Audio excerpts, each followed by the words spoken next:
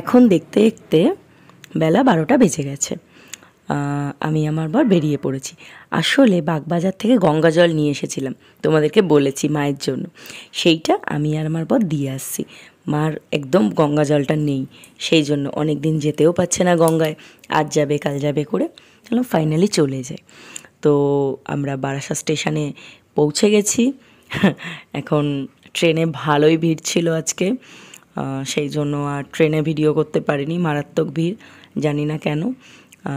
Finally আমরা স্টেশনে নেমে একটা টোটো পেয়ে গেছি, বাড়ির দিকে রওনা দিচ্ছি। সকাল থেকে টুকটাক কাজ, পুজো, গপুকে দেওয়া সব করেই বেরিয়েছি। আমার বড় ওর একটু পার্সোনাল কাজ ছিল, সব মিটিয়েই আমাদের দেরি হয়ে গেল।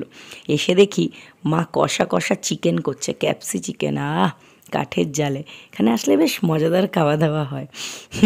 তা আমরা আসি না তো সব সময়, সেজন্য মা একটু জমিয়ে রান্নাবান্না করে। আর মা একটু রান্না করতে বেশি ভালোই বাসে, তোমরা যারা আমার ভিডিও দেখো তারা জানো।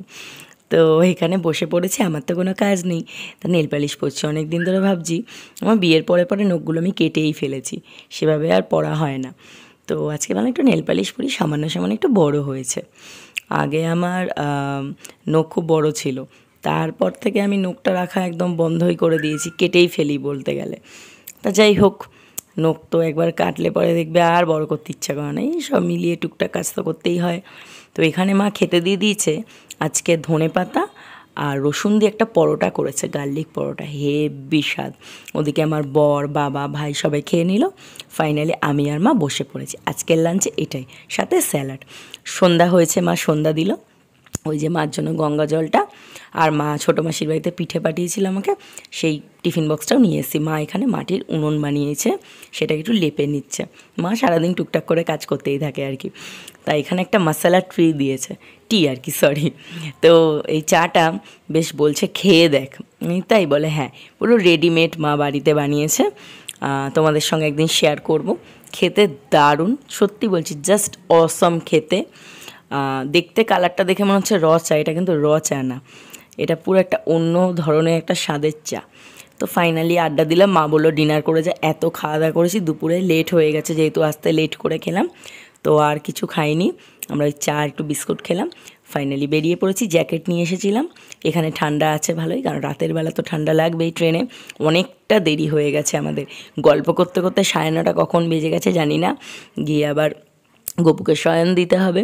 তো ফাইনালি একটা ভ্যান পেয়েছি, ভ্যানের মাঝখানে বসে পড়েছি আমি, সামনে দুজন বসেছে, পেছনে আমার বর, একজন বসেছে, আমি চিনি না এনাদের। যাই হোক, ওটাই করে স্টেশনে দৌড়াচ্ছি। ফাইনালি আমরা স্টেশনে এসে গেছি, এবার ট্রেনের অপেক্ষা, যেহেতু রাত হয়েছে, রাতে তো একটু ডিস্টেন্সে ট্রেন দেয়, সেই জন্য ফাইনালি আমরা ট্রেন পেয়ে গেছি। আমরা দুজনে মিলে বসে গল্প করতে করতে এবার চলে যাব।